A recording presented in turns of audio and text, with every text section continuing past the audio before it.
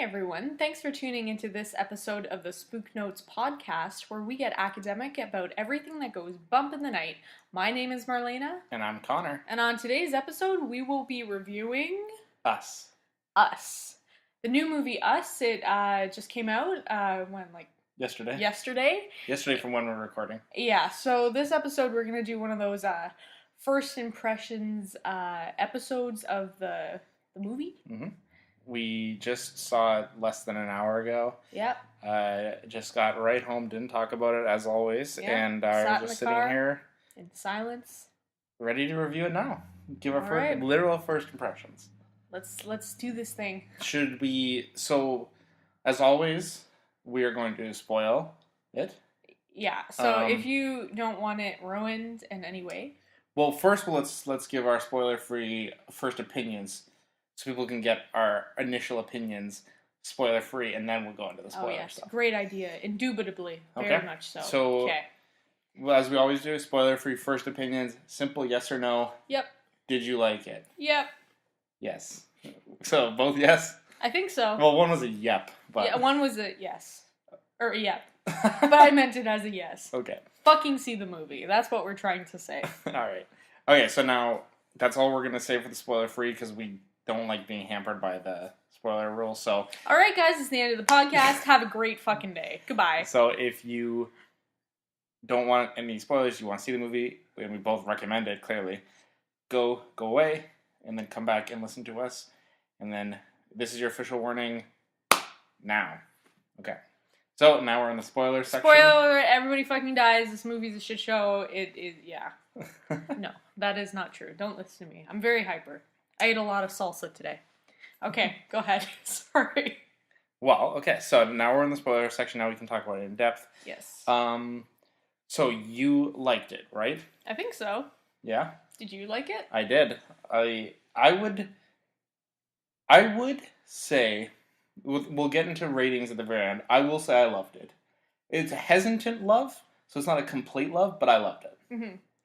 I really did like it just because it's very different, and I don't think it's really been, done before. And there's obviously a lot of like symbolism and deeper meaning, and I like that stuff. So this movie really did it for me, and I think it did an excellent job. And just like his other movie, Get Out, I think it's going to be really successful. Mm-hmm. No, I do too. I think it's going to be almost on that level of Get Out where it was success. I don't think it's going to win any Oscars. Yeah. Because, so I kind of want to go into it later on in the episode, kind of a comparison between Us and Get Out. Okay. But the one thing I will say right now, just as a initializer, like a first thing, is the main difference for me between Get Out and Us. Get Out was a very good social horror thriller. Mm-hmm. Us is a very good straight horror movie. Yeah. To me, this is a straight horror movie. There's no ifs, ands, or buts about it. Like, this is horror straight up. Yeah, you're right. You're right. Okay, so let's start. So, what did I like about it? What is your number one thing you liked about it? What was the best thing about it? I really, really liked the ending of it. So we're gonna go straight to the ending. Well, fuck the rest of the movie. No, the ending, the twist. Where so you're talking about the very, very end? Literally, like, the last sequence before it pans off and you can see the people on the line. Mm-hmm. Basically, it's referring to when the little girl, she goes into the house, or the House of Mirrors, and she sees her double. The double takes her downstairs, locks her up, and the double is now her. And we've been thinking the entire time that we've been watching. Yeah, it was her, but it was like, whoa. So it's revealed that the entire time we have been watching the double and we thought it was the original. Yeah, like in the movie theater when I was watching this, I was like, wait, what the fuck? I'm like, how does this make sense? But like, I get it. Let me ask you then, because the one thing I also like about this movie is that it doesn't give all the answers. Yeah. There's still a lot of questions at the end of the movie. With that twist, and at the very end you see the son put his mask down and then she smiles at him. Mm-hmm. Do you think that means she is, like, just kind of, like, realizing it, but still, like, this is her family that she loves, and they're getting away safely? Or do you think it's that she's evil, and that she is going to do something? I don't think so. Like, I think because her family is her family. It's not like she was the double or anything like that, that, you know. It's kind of like the idea of the repressed memory. Well, it has to do with, like, identity, right? Um, Well, actually, wait. Well, let me ask you this then. Do you think she knew she was the double all along, or do you think she just like remembered it in that last scene when she was flashing back, or do you think that she knew all along? I don't know. Now when you say that, it really makes me second guess because originally I was like, oh yeah, she knew it all along. She knew her family was gonna like whatever. Maybe that's why she was so like scared of coming back to the beach house and stuff because she like knew. Mm-hmm. Um, but maybe she did like just repress that memory, that very like last memory, and seeing all this stuff like and seeing her really brought that back and was like, oh my god, like this has actually happened because I think when you're a kid, you know, a lot of stuff happens to you that you don't really solidify in your memories and you can kind of fragment it. So maybe that's kind of Yeah, like what when you're a happened. kid, like even if you experience traumatic events, oftentimes the child's mind will either repress it or kind of Over amplify like what actually or happened. or change it in their own mind. Yeah. Like how they always say, like, you know, a kid who was maybe like abused when they were a child later on in life would remember it as like they it was like, I don't know, a monster or something. Yeah. So it's kind of like that, altering the memory to kind of protect your own psyche. Yeah. And So I guess in a way she was kind of repressing the memory mhm.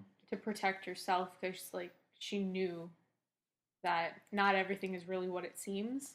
And I think that looking back on it, like in reviewing it, you kind of got the sense that when she immediately got out of there, she still knew she was like that double. She was quiet, like she wouldn't talk to her parents and everything like that. And then it was through when she started dancing that she maybe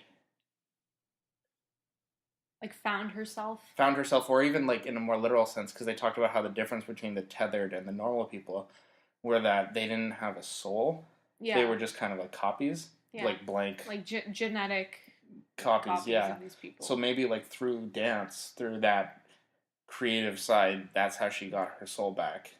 Well, yeah, like in anything, really, like dance, music, acting, like, because it's passion that you put into that, right? Like, it's not, well, like, obviously, for me, like, I play piano and some other instruments, and for me, it's not so much about reading the music, it's about feeling it. Sorry. It's about feeling the music and, like, I know it sounds weird, but, like, sometimes, like, I'll play the piano and I'll just close my eyes and just I just feel like that sounds really No, that stupid, makes sense. but I get it from her sense is like for dance, it's a way of expression. It's a way of just doing something that I don't know. No, I don't know what I'm trying to say here, well, I but think maybe what it is that when she started dancing, like I said, she got a little bit of her soul back. yeah, But at the same time, the original uh, what was her name? Adelaide? yeah, Adeline, Yeah, something like yeah, that. Who was down in that underground uh, like facility. When she started copying her, that was kind of her losing her soul, and then the one above ground gaining it. yeah, So it's kind of that transfer, I think, yeah, which is why at the end, obviously, it kept cutting back and forth between the dance, like the literal dance, and when they were kids, and the dance they're having now, like the fight. mm-hmm. Because it was that transfer. Yeah. What did you think of all like little symbolism in it? Well, Symbolisms. there's a huge amount of symbolism in terms of doubling and reflecting, Yeah. mirror images, Mm-hmm. copies. Like, obviously, that's a huge part of it, I think. How, you know, obviously, the Hall of Mirrors in itself is you looking at yourself, reflecting on yourself, copies of yourself. Sorry, one element that really stuck out to me was it's within the first couple opening shots and when they're on the beach it's like an overview shot and it's them looking down and you can see their shadow and them walking. I thought that was really cool Mm-hmm. because that like literally that's what it is. It's their shadow. Mm-hmm. So and even when when it is like the grown up version of her, yeah, in the modern day, we constantly see her. She's always like looking at a window, and it's reflecting. Yeah. Or even when she's being attacked that first time in the house, and she's on the table, like her reflection is on the table and it's cracking. Mm-hmm.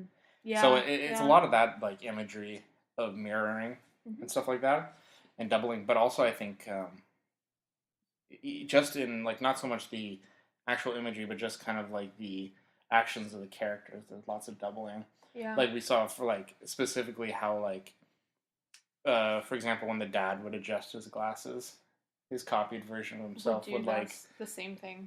And obviously like in the underground facility, that's all the tethered people were doing was just copying what's above ground, but doing it in almost like a soulless and like a dead way. Well, also not as privileged kind of way. You can get that with the little girl wearing the Thriller T-shirt, because in the underground she's wearing a t-shirt that's not as brightly colored and it's kind of like ripped looking. But then you go, I don't want to say upstairs, but above ground, and she's wearing a much nicer thing, and it's maybe it's that like privilege you have there. Yeah, or like even how like the people who were eating were like, obviously doing it in a very contorted way, and like the people who are on the roller coaster, even though they're mimicking that action, when you just kind of see somebody do that, it seems wrong. Oh, it seems violent, and it's like unnatural. Like, you okay? What did you think about the rabbits? Well, I think the rabbits were.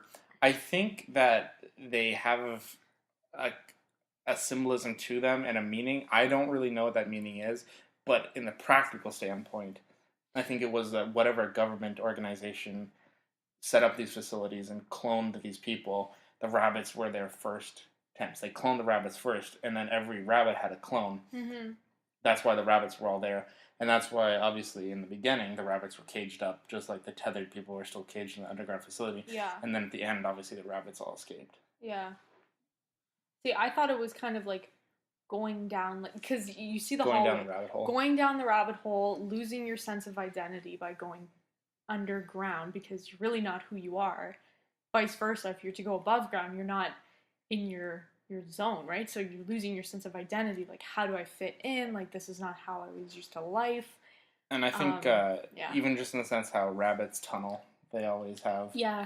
Their homes are underground and stuff. I mean, I think that there's, like I said, there's a lot of... Well, also, I noticed there's a lot of imagery with the holding hands. Like, so many times. Like, obviously on the TV, on the shirt, her little candle in the middle of the table had people holding hands around it. Also, I was noticing around their house, in their beach house, there's a lot of imagery of people holding hands. And I was like, oh, wow. I really, really paid attention in this movie just to see like certain little elements, because I know he likes to incorporate stuff like that. So yeah, I mean, it's that I think especially like when we get a chance to watch this a second time, like you're gonna appreciate that more. Like when I saw Get Out the second time, it was like all the little things that you missed the first time. Yeah, yeah. So this is definitely gonna be one I think you have to watch the second go around. And see, I like movies like that, because then since you know kind of what happens, what the twist is and everything like that, you pay attention to the smaller details, and sometimes those are just like really interesting, and you're like, oh wow, like I see how that connects to the story, and I like that. Yeah.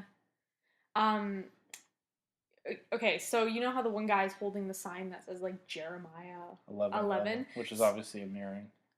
Oh, that's true. Yeah.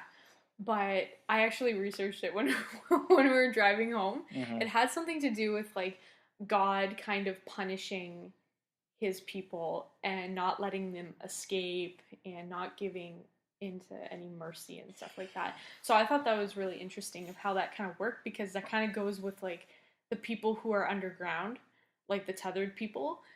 They're not really merciful to the people like above ground, and they're not going to let them escape what they felt trapped in before. Well, I think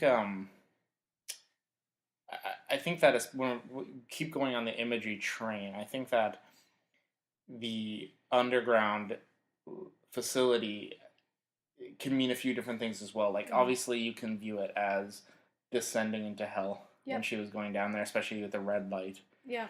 And everything, and the fact that they wore red, it's kind of that duality of like angels and demons. They always wore red, you know, like kind of devilish, versus the people on the top, more bright colored clothing, and even the fact that like the fake Adelaide or whatever her name was talking about, you know, like how good it would have been to grow up with a sky, and like the kind of like the idea of the heavens and stuff like that. And even when the white couple, the dad is like, she's like, look outside, and he's like, yeah, all I see are stars. Yeah. And right before they die. Yeah, right. And it's, I guess, stuff that you take for granted, like seeing the sky and whatever, is like the stuff that they really, really want badly, enough to kill for it. And I think, as well, going underground, I think also, is the subconscious. It could be meaning like kind of like be a metaphor for the subconscious, because the other way to look at, because I was kind of looking at the tethered in two different ways, in the kind of like the idea of like angels versus demons kind of way, and then kind of being like it's your own personal reflection and your own kind of like battling with your own inner demons in your head. Like they would be dark reflections of you know, the people who they are. Like for example, with the kid, the young boy, he is kind of like a little bit mischievous, rambunctious. He's interested in that thing that lights up. Yeah. And so you think that maybe like if there was kind of like this dark mirror image of him, it would be somebody who's like completely like crazy and like obsessed with fire, like the kid was. Yeah, and like burned and everything. Yeah, exactly. Yeah. So it's kind of that idea that it is kind of battling your own inner demons as well. Yeah. Yeah. See, one thing I really didn't understand is, okay, so Adelaide's double, I think her name was like Red or something in the credits. I'll call her Red. She could speak. Obviously not well, because her voice box was probably destroyed because, you know, her clone choked her, right? I was a little bit confused as to why none of the other... Well, because she's not really she's one not of them. that. Fuck, okay, well, never mind. Yeah. But why can't they speak? Like, is there a reason? Maybe it's like part of it, because they said like... Because like that's the thing. Also, like I said, I like about this movie is you don't get all the answers. Yeah. And you know they like the fake Adelaide said, you know, some sort of government agency created this project to clone these people and to create clones, but they obviously failed. So maybe like, you know, the ability to speak, the ability to use language is part of the soul, is part of the ability to be your own person. Yeah. And since these aren't like real people, they're kind of just like blank slates, kind of like they are the skin of the people, but with none of the inner workings that make people. Yeah. So maybe that ability to use language is something that, you know, is part of your own individual personality. And since these people don't have that, they can't speak. Yeah. No, that's true. They can only kind of communicate through those like yells and grunts and stuff. Yeah. Do you think that there's like a deeper meaning connected with religion into this? Because they were talking about how the government or whomever designed this made it to control people, right? Is that kind of like, you know, paralleling to like how religion is supposed to control and shape? I definitely think that you know, because the fake Adelaide kept saying like, this is like God showed me the way, and for the tethered, their God is people. Yeah. Is the government that made them. Yeah. Which ties into when one of my favorite lines in the movie, when the dad says like, "Who are you people?" and then she says, "Well, we're Americans." Yeah. Because they are. They're American citizens made by the American government. Yeah, that's true. Who in turn are also their gods. Yeah. Because they literally created them. So it's that kind of meshing of religion and politics. Yeah, that's true. I don't know. I just thought that because like, you know how I feel about like religion and stuff like that. Like, it's just really put in place to control societies and shape the minds of people into doing the right thing and all that. I don't know. I just thought there was like some similarities there, but I really like the point you made with the Americans in politics, and I think that's really strong. Well, which ties into what one of the throwaway jokes that the teenage girl says in the movie when she's like, "Did you know that they put fluoride in the water to control our brains?" And then later on, when the fake Adelaide is giving her villainous speech, she says, like, oh, like, this is in an effort to control the population. So it's like, oh, yeah, they were right. True. The government is trying to control our brains. Guys, don't trust the government. And then she even says, like, well, I guess nobody cares about the end of the world. Yeah. Which is what happens at the end. Wow. Okay. You know the one part where the kid, like, he puts his little, what is it, like, paramedic truck in between the door? Mm-hmm. The toy. Yeah, the toy. You know what I thought was going to happen? They were going to ram through that line. Because that would break it. That's what I kind of thought. Because if they were to break that line, right, the door would close, which means that the whole thing is full and everybody's trapped inside. So I really thought, like, if they would have included that would have, like, tied it all together. Except, I mean, if we keep going back to the idea that Adelaide isn't who she says she is, she was one driving at the end. Oh, that is true. So maybe she didn't want to. These movies, I tell you, so mind-fucking.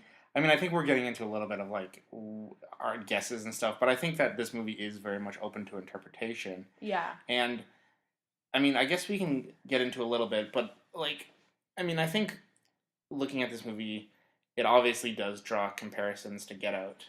Because obviously they're written and directed by the same guy. Similar themes and stuff like that. Yep. The thing I liked... Well, I'll just say it right now. I liked this movie more than I liked Get Out. Oh, really? A, because I am a horror fan and I thought this was more of a pure horror movie. Yeah. But also because I thought with Get Out, it had a lot of messages to say and a lot of meaning. But it was very on the nose. Like, it's very much like, you get it. Like, these people are racist. They want to be black, they emulate it, but it's kind of like that reverse racism. Yeah, I was going to say that. But this one, I think that it has also a lot to say and a lot of hidden meaning, but I think it treats itself as a horror movie first and allows that meaning to be there, but not to be the center of attention. Yeah. Which is what I appreciated about it. See, I really like this movie, and I appreciated that, you know, it is, by definition, a true horror film. I preferred Get Out to this. Like, I love this movie. I thought it did an amazing job, you know, all these different elements. I thought they really worked together. But if I could compare his previous work, I like Get Out better. That's fair. Just because, like, the twist at the end, and it's very, like, violent, and it's, I don't know, just even the music that plays, I don't know. Well, also the other thing for me is I'm a fan of, one thing I always like, and it's like something I always like in all of my favorite horror movies, is when the horror starts off small, contained, and then has bigger consequences. Larger consequences. And Get Out is very contained. It's literally just about one house. Yeah, this is large. This is large scale. Yeah. You know, it starts in one house, but then it expands to the whole neighborhood. And then you realize it's the whole town. And then you realize maybe it's the whole country. Well, not maybe, it is the whole country. Yeah, that's true. And it's bigger, and you just... Like, wow. I think of movies like The Thing. How you start off, you're worrying about these people, but then you realize the real threat is if this thing escapes. Yeah. You know, one of my favorite ones is one of my favorite horror movies of all time is a movie called Ghost Watch. Oh yeah, Ghost Watch. Where it starts off in a house, but then you realize it's expanding and it's taking over like this whole like TV station. Yeah. So I like movies where the horror starts off small and then expands. Yeah. Because it's increasing threat, and I really do get scared of when it's something that like could threaten like the whole world. Because like when you watch a movie like Halloween or something, it's like it's one dude. You know, if like, because we live in Canada, we're never gonna have to worry about it because he's only in Haddonfield, Illinois. So you know, whatever. Maybe he'll go like, you know, global. Just take a plane. Whoa. Yeah. So that's why I really like movies where the threat increases geographically. You would like the movie Contagion. That's all about just... it's not really horror. Well, kind of. It's a epidemiology fucking well, even if you're talking about like a series, like I think of like Night of the Living Dead. Oh yeah. Where it starts, the first movie is like contained to one Like a house. A house, and then Dawn of the Dead is contained. It's like not contained, but It's you like get a the idea city. that it's only really one city, and then by Day of the Dead, it's a whole country. And Day of the Dead is my favorite of the three. So. Yeah, I don't know. Yeah. So what else did you like? Is there anything else in particular that you liked about it? Okay, would you find this like? Do you consider this movie scary? Like, were you scared? Parts of it. Really? I mean, it's hard because me and you are such horror fans that not really a lot scares me. Yeah. Or scares us. There was nothing that like. There was other people in the theater that were like, "Oh my god," and I'm just like not phased. I think that this movie is scarier than Get Out. Really? Yeah. Oh yeah. I don't know. I think Get Out really. I just think that one of the things I really liked about the movie is getting away from Jordan Peele a little bit.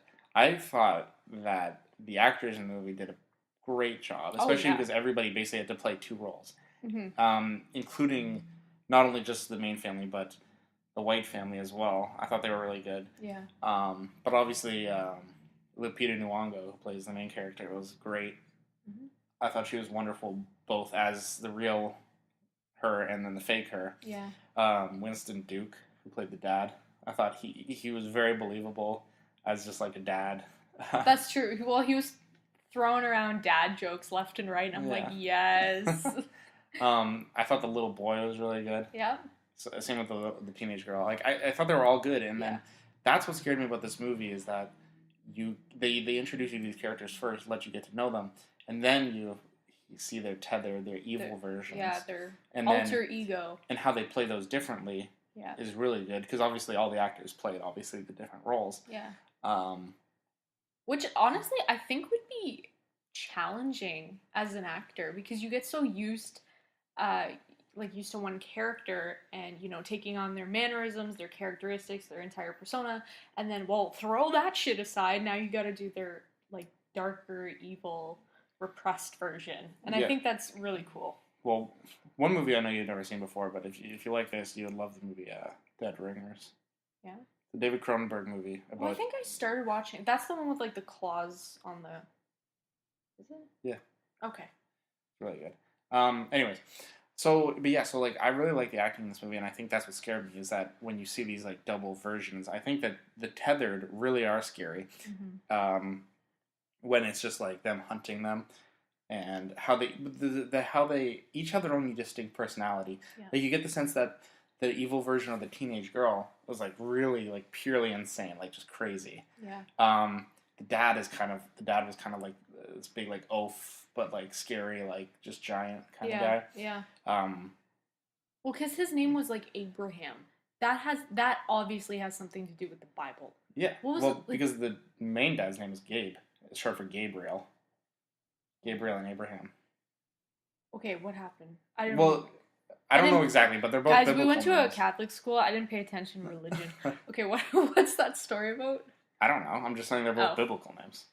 But there was another one that two Gabriel's brothers were. No, but that's yeah. I know Gabriel's an angel. I know the. And Abraham's just peasant on the ground, and Gabriel's in the sky. Wow, that parallelism. Well, Abraham wasn't a peasant, I shouldn't say, but he was a human guy. I've heard. Okay. Anyways, this is why I'm Satanist. Yeah, right. But yeah, so I think what was scary about it to me was seeing the tethered, the way they acted and stuff, and that to me was scary, especially Lupita Nyong'o as the fake Adelaide. I thought that was really effective. Yeah. The first time she talked. Oh, I was scared. See, that's what I'm saying. It was scary. That scared me to the point I was like, Jesus, it was very off-putting. It's not like her, she was scary to look at, but the voice that she was doing, I don't know. Lately, I've been getting a lot into, what is it, Foleying and sounds and stuff like that, in correlation with, movies, and it's, certain sounds and what, it just, it off-puts me, Yeah, and I think, when you first realize that this was, a larger event, when they're, watching the TV screen and you see, the news report, I thought that was scary. So I definitely think that it was scary, and I think that a lot of people are going to find it scary who just see it, general audiences. Obviously, it's not jump scary. It's not. Well, there's a few times, and not really though. I think loud sounds and whatnot. But I think it was very minimal. Yeah, I thought it was funny. Oh yeah. Well, It was borderlining a horror comedy for me. I think it was funny in the first half, and then kind of. Okay, the second half got a little bit darker, but like when they're in the neighbor's house just joking around and their like dead friends are right there. I'm like, hey, I don't know if I'd be able to crack a joke, but Yeah, I mean, I think. Well, I mean, that just comes with, Jordan Peele. Obviously, yeah, no, that's true. Who wrote it? So, yeah. Speaking of which, another thing I really liked about it was, I think that he's a great director. Mm-hmm. He's a great director, but I think he's even a better writer. Yeah. Like that's why I'm really excited for the remake of Candyman that's coming out next year. And you said he's writing it, but he's not directing it. But I think like if it's written by him, it's going to be good. Yeah, but he did both for this. Yes, movie. he wrote and directed it. And like I said, he's a great director, but I think that he just has really stellar scripts. He makes characters that you really care for and feel like real. Well, people. yeah, and you can connect with them. That's why it's like it really. I think it really felt like a family. Yeah. No, it did. They all from the mom to the dad to the kids, like they felt real. Yeah. Okay. Is there anything else that you liked about it? Anything in particular? I'm trying to think. I don't know. Well, I think we pretty much covered everything. Mm-hmm. I don't know. It kept me interested the whole time. Yeah. Which I thought was good. There was no moments that it was like slow or anything like that. I thought everything really blended well nicely together. Yeah. Oh, it definitely, and it was long too. It was like 2 hours, and it didn't feel like 2 hours. Yeah. No. Like most of the time, like as a horror fan, if a horror movie is longer than 100 minutes, you're just like, all right, boys, we're strapping in for this one. Don't need it. But this, I think, justified as 2 hours and didn't feel like long. Yeah. So, is there anything you didn't like about it? Honestly, I thought there was too much humor. Yeah. A little bit too much for me. Like, I know I like, jokes and stuff like that and sass and whatnot. But in order for something to be scary for me, I need it to be a little bit more serious. Mm-hmm. And I wish there was more gore in it for me. More brutal stuff. I don't know, I'm a weirdo, but that's what makes things a horror movie for me. Seriousness and gore. Okay. But obviously, like, I like the psychological stuff too, and like I think, Us really had that. But I wouldn't have considered this movie scary. It's one of those movies that makes you think. Would you consider Get Out scary? Yes. All right. I mean, because I would disagree. It has to. No, the reason Get Out is scary because it introduces grotesque bodily horror because you're literally going into someone else's body. But you never see anything. Yeah, but like the idea is still there, and also there's more gore in Get Out than there is. Not much. Yeah. Like what? The whole thing. No. Really I don't know, like the end. A little bit, but not much. Okay, whatever. It's my opinion. Yeah, no. I mean, like I said, I wouldn't agree with you, but that's fine. For me, I would say the only thing I didn't like about it is I think two things, very minor things, like very minor but specific things. When she's in that classroom, the real Adelaide and the fake one, and she's approaching her fake one, her tethered counterpart. I mean, I think that they needed this so that they could reveal the twist and reveal what was really going on. But like when she started like monologuing, like it's a little bit cliche, like the villain just like telling the whole plan to the good guy, But I thought that was necessary. Because, no, it was necessary. I would have not known what the hell was going on. It's necessary, but most of the time, if it's like if it's like, most of the time people can find a way to do that without just like straight up telling. Yeah, but Connor, this has to appeal to the general audience here, okay? Not everybody is as critical and insane as we are, so... And then the other thing, like, I think that the twist ending with her being the fake one did create some problems for me. Yeah? Because, okay, so if she left her chained up to that bed... Yep. How would she get out? How did she get free of her chains?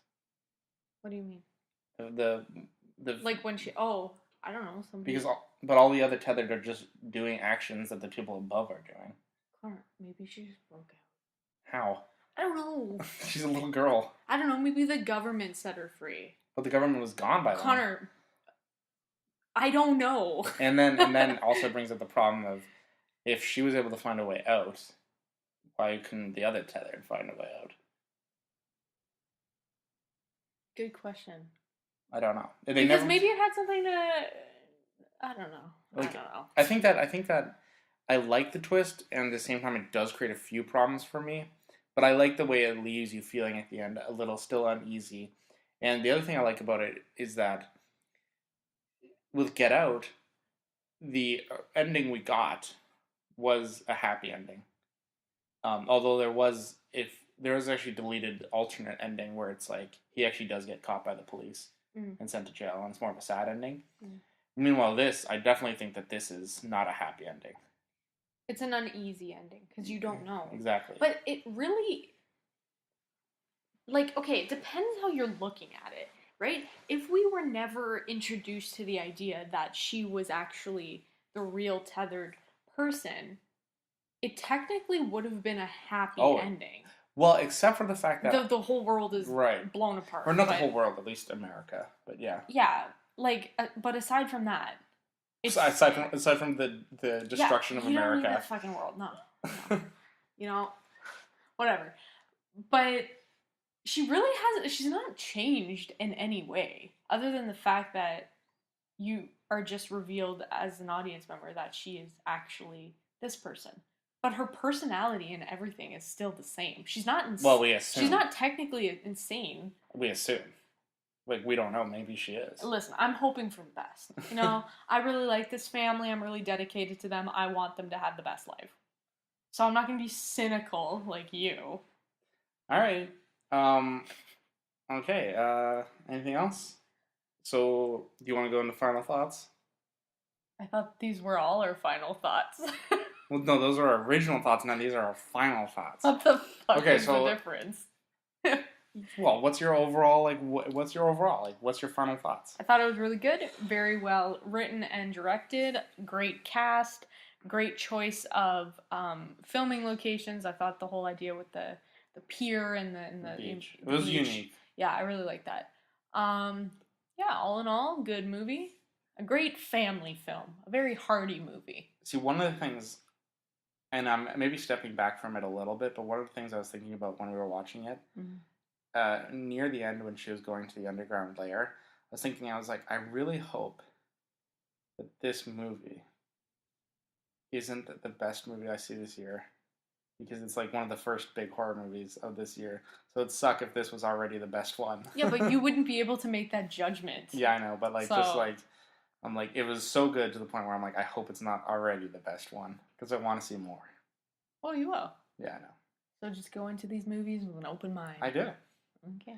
All right, did you want to give our final ratings? Sure. How many pairs of scissors? Out of 10. Out of 10? All right, give me a second to think. I don't want to go first. I want you to go first this one, because I feel like we're going to have different numbers. Okay. I got mine. Okay. I'm going to give this movie 8 out of 10 scissors. Nice. Yeah. I'm going to give it 9. Wow. So, okay, then what would you give Get Out? Fucking 11. No, I'm kidding. I don't know. I'd probably give that a 9. And I'd probably give it an 8. Actually, no. Maybe I give it an 8.5. I'd probably give it an 8. All right, so... Well, this is nice. We have different perspectives. Yeah. Cool. Flipped opinions. That's fine. That's good. Yeah. And I think that does speak to, our personal taste. Like, I've always thought, like, you like movies where it has a lot of deeper meaning. And, I mean, this is not, like, a criticism. But I think that you like movies where the meaning is maybe a little bit more clear. And, like, you can tell what it is. So what you're implying, Connor, is that I'm a fucking idiot. No. And I need it spelled out for What I'm implying is, for me, I don't even care if there's meaning in a movie. Like, for me, I just like horror movies. Like, and I think that's why I liked Us better than Get Out, because to me, Us was a more horror movie. Like, it's really like, you felt more like a slasher. You felt like really, especially at the beginning, definitely the vibes I was getting from it during that initial home invasion sequence was the strangers for sure. Yeah, that's true. But in no way was this a slasher movie. I wouldn't have considered it a slasher movie. I think the first half is a slasher movie. No. I would. That's great. You're wrong. Because it establishes characters. Yeah, no, listen to me. This is Mark, Connor. Okay, a slasher movie for me, well, I guess this is whatever, is just mindless killers. They don't really have an incentive. And if they do, it's very... What about Freddy? Okay, Freddy is his own brand of crazy.